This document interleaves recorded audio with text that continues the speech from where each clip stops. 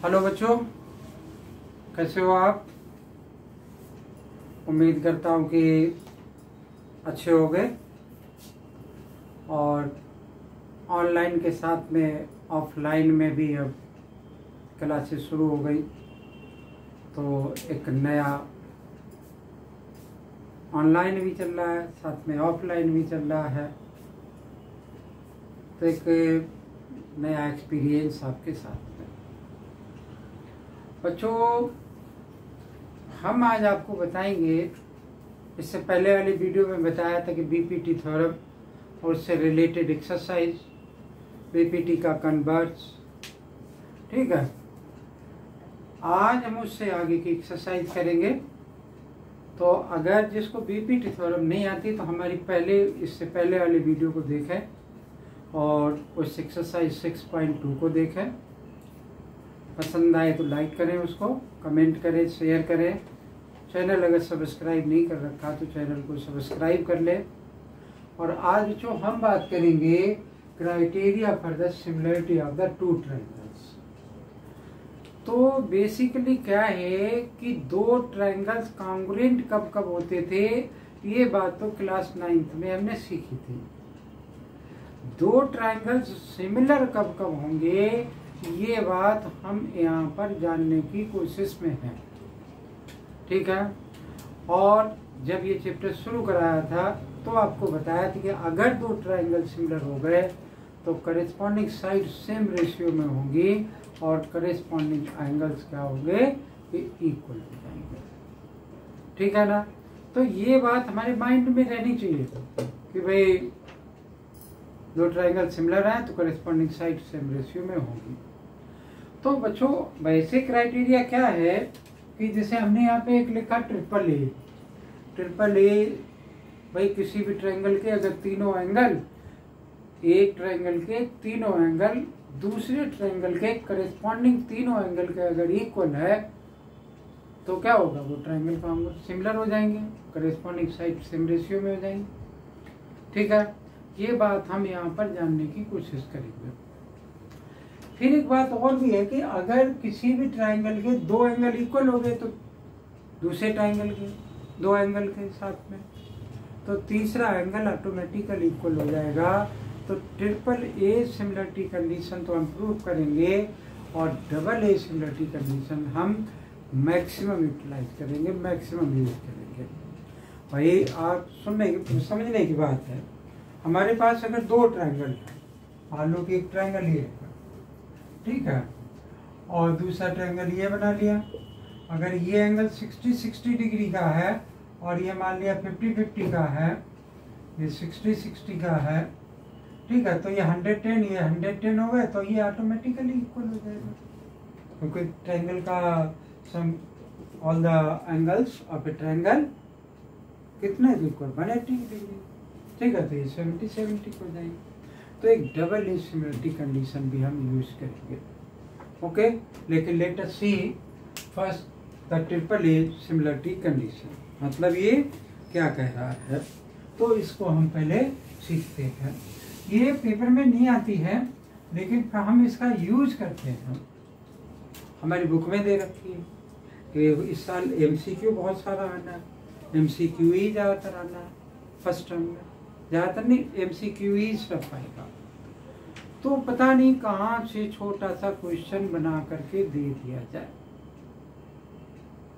अगर छोटा सा क्वेश्चन बना कर 1 नंबर का दे दिया, हमसे क्या हुआ, तो वो सिंप्लीफाई नहीं होगा, है ना। तो इसलिए बहुत अच्छे से बारीकी से आपको हर लाइन को पढ़ना है MCQ के लिए। हर चीज़ वीडियो में नहीं डाली जा सकती है ना। तो late us see if in two triangles, मतलब इसका जो हमारा स्टेटमेंट है वो क्या है कि if in two triangles the corresponding angles are equal, ये हमारी बुक में थ्योरम है जिसका कि ये स्टेटमेंट है, then there corresponding sides are in the same ratio, they are proportional, hence the two triangles are similar. कह रहा है कि हमारे पास दो ट्रायंगल्स हैं, उनके करेस्पॉन्डिंग एंगल्स अगर इक्वल है, ठीक है, अगर करेस्पॉन्डिंग एंगल्स इक्वल है तो आपको क्या प्रूव करना है कि वो ट्राइंगल सिमिलर होंगे, और सिमिलर होने के साथ में क्या होगा कि उनकी करेस्पॉन्डिंग साइड सेम रेशियो में होगी। ठीक है, तो हमने क्या किया कि दो ट्राइंगल्स ड्रॉ कर दिए। एक ट्राइंगल तो क्या बनाया बच्चों, एक ट्राइंगल मान लो कि ये बना लिया, इसका क्या नाम डाल लिया, ABC। ठीक है, और एक ट्राइंगल ये बना लिया, इसका नाम मैंने मान लिया कि PQR। ठीक, और यहाँ पर जितनी ये लाइन है उतनी इस PQ में से क्या कर दिया कि कट करके एक कंस्ट्रक्शन कर दिया इस तरीके से।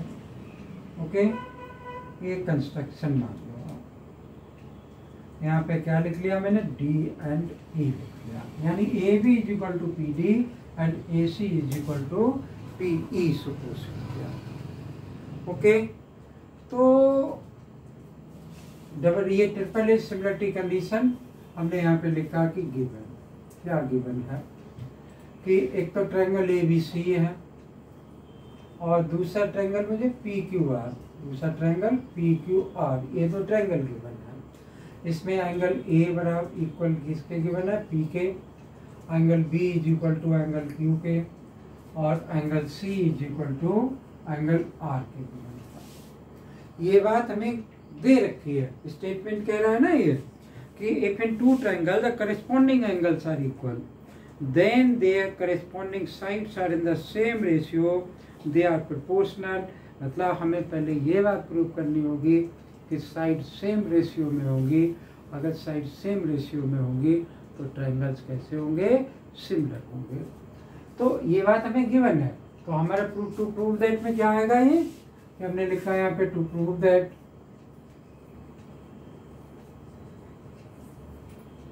टू प्रूव दैट में हमारा आएगा कि AB अपान में क्या लिख लिया, PQ is equal to BC upon में QR is equal to AC upon में PR, पहली बात। और दूसरा क्या बन जाएगा, देखो हमने एक कंडीशन ले रखी है, इज लेस देन 1, मतलब ये साइड छोटी है और ये साइड इससे ग्रेटर है, ये इसका मतलब है।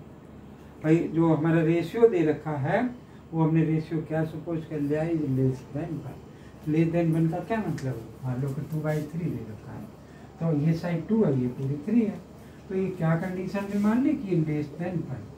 ठीक है, तो लेस देन 1 मान लिया, तो इसका मतलब फिर से बता रहा हूँ कि ये साइड छोटी हो गई और PQ बड़ी हो गई। ओके, मतलब ये हर एक साइड ऐसा हो गया, इसलिए ये लिख लिया हमने। और दूसरी बात हमें क्या प्रूव करना है कि अगर ये साइड सेम रेशियो में आ जाए तो ट्रायंगल ABC सिमिलर होगा ट्रायंगल PQR। ओके, कंस्ट्रक्शन किया, कंस्ट्रक्शन में क्या किया हमने कि जो ड्रॉ या कट लिख दे, draw PD is equal to AB and PE is equal to AC and join, किसको ज्वाइन किया, DE को ज्वाइन कर दिया, यहाँ लिख लिया हमने प्रूफ। तो देखो बच्चों हमने करना क्या है, हमारा पहले काम होगा कि ये ट्रायंगल इस ट्रायंगल के कॉन्ग्रुएंट करूंगा। ठीक है, कॉन्ग्रुएंट जब हो जाएंगे तो ये साइड में इस साइड के इस पर रेशियो में निकाल लूंगा BPT के कन्वर्ट से। अगर ये इसके रेशियो में आ जाएगी तो ये अपान में ये इक्वल टू ये अपान में ये आ जाएगा। ठीक है, क्या करूंगा मैं, कन्वर्स ऑफ द BPT से इसको रिवर्स कर लूंगा, कुछ वैल्यू इधर उधर से इसी पुट कर लूंगा AB की, और आपको क्या मिल जाएगा, पहले हमारा प्रूफ हो जाएगा कि AB अपान में किसके बराबर, कि PQ is equal to BC upon में QR। फिर सिमिलरली हम लिख लेंगे कि AB अपान में PQ is equal to AC upon में PR। ठीक है, फ्रॉम फर्स्ट एंड सेकेंड से ये रिजल्ट आ जाएगा। जब ये रिजल्ट आ जाएगा तो ये दो ट्रायंगल कैसे हो जाएंगे, सिमिलर हो जाएंगे। ठीक है ना, ये काम हमने करना है। तो देखते हैं in triangle ABC and triangle क्या लिख दिया, PDE। तो देखो बच्चों, अब ये वाला एंगल तो इस एंगल के इक्वल दे ही रखा है इसने, तो हमारा क्या होगा कि AB is equal to PD, okay, और angle A is equal to किसके बन गया, PK, और PAC इज इक्वल टू क्या हो गया हमारा, PE। तो ये दोनों तो भाई कंस्ट्रक्शन है और ये हमें गिवन है, तो ये ट्रायंगल कैसे हो गए, कॉन्ग्रुएंट हो गए। Triangle ABC is congruent to triangle PDE, ठीक है, साइड एंगल साइड से साइड एंगल साइड से ये क्या हो गए, कॉन्ग्रुएंट हो गए।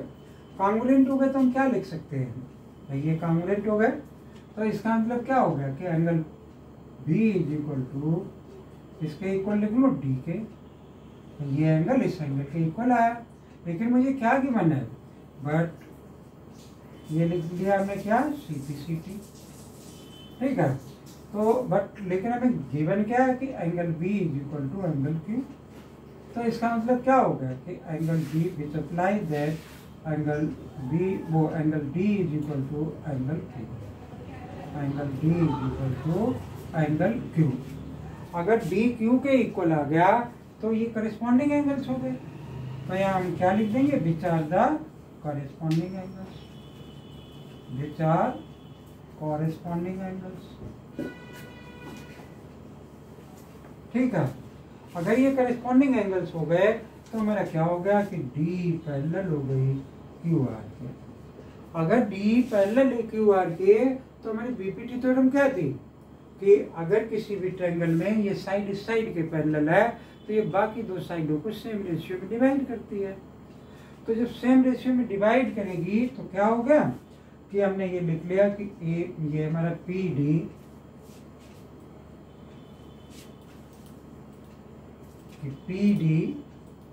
Divided by DQ is equal to PE upon में ER, इसके बराबर ही होगा, ठीक है ना। अब देखो अगर ये इसके बराबर हो गया तो PD किसके इक्वल है, बाई कंस्ट्रक्शन AB के इक्वल है, या मैं इसका रेसिप्रोकल कर दूं, पहले इसका रेसिप्रोकल किया तो DQ अपान में PD इज इक्वल टू क्या आ गया, ER अपान में PE, ठीक है।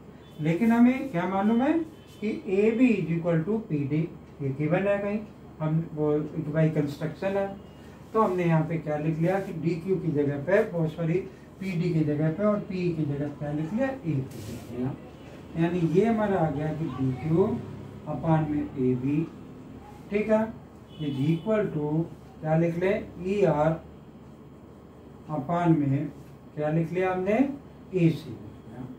लेकिन बच्चों इसको लिखने से पहले हम ऐसा भी तो कर सकते हैं कि जैसे DQ अपान में ये रेसिप्रोकल किया, भाई मैं ऐसा भी तो लिख सकता हूँ कि PQ अपान में DQ is equal to PR upon में ER, ऐसा भी तो मैं लिख सकता था।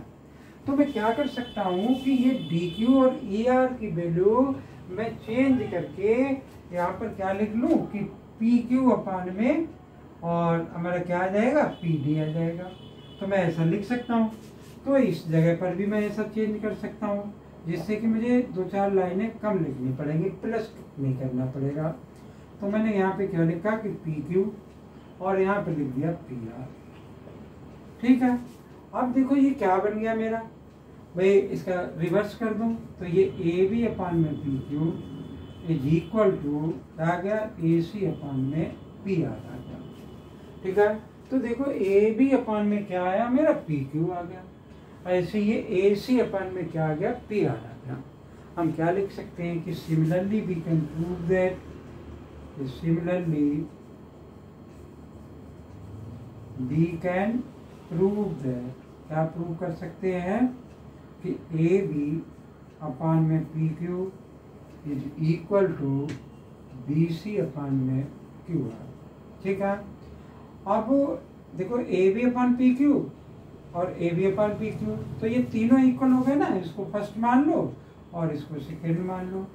तो यहाँ फ्रॉम फर्स्ट एंड सेकेंड से क्या हो गया कि AB अपान में PQ is equal to AC upon में PR is equal to BC upon में QR।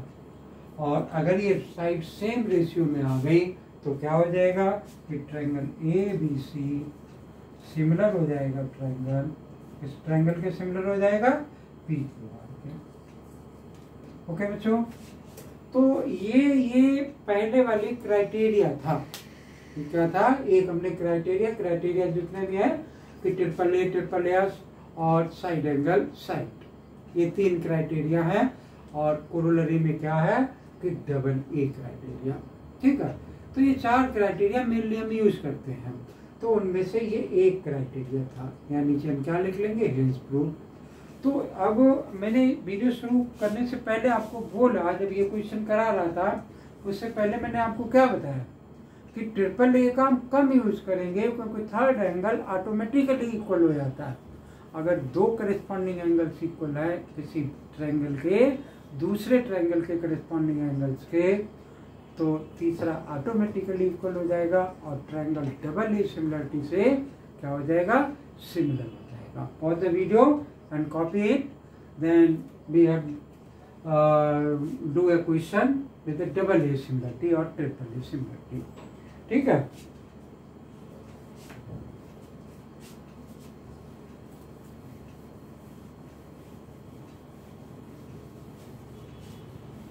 तो बच्चों जो ट्रिपल ए सिमिलरिटी है, ठीक है, वो ट्रिपल ए सिमिलरिटी कब यूज करेंगे? मेनली ज्यादा क्या यूज करेंगे?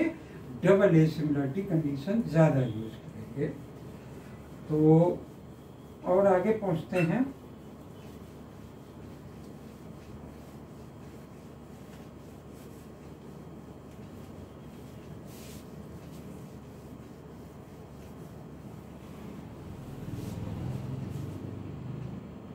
देखो क्वेश्चन लिखा हमने इन द गिवन फिगर, एक फिगर हमें गिवन है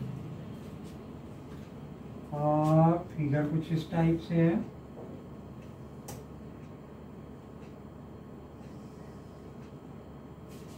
ये बना हुआ है, इसको इसने एक्सटेंड कर दिया और यहाँ से इसको इसके ज्वाइन कर दिया। ये एंगल 90 डिग्री का है, ये एंगल 90 डिग्री का है।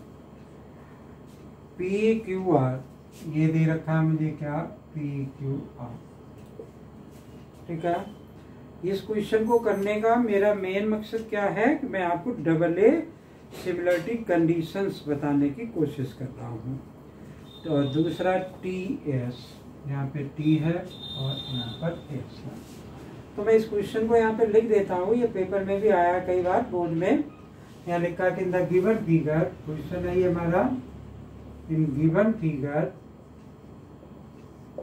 ये फिगर तो ये हो गया कि triangle PQR and QST, triangle PQR and triangle QST, ये 2 ट्रायंगल्स हैं, are 2 right angle triangles, are 2 right angle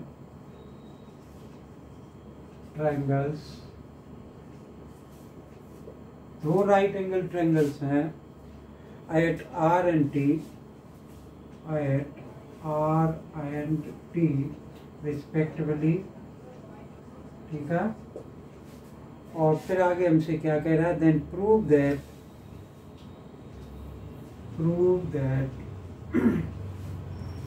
क्या लिखा हुआ है कि QR into QS, QR into QS is equal to, इसके इक्वल है कि QP अपॉन में QT, QP multiplied by QT। ठीक है, ये T।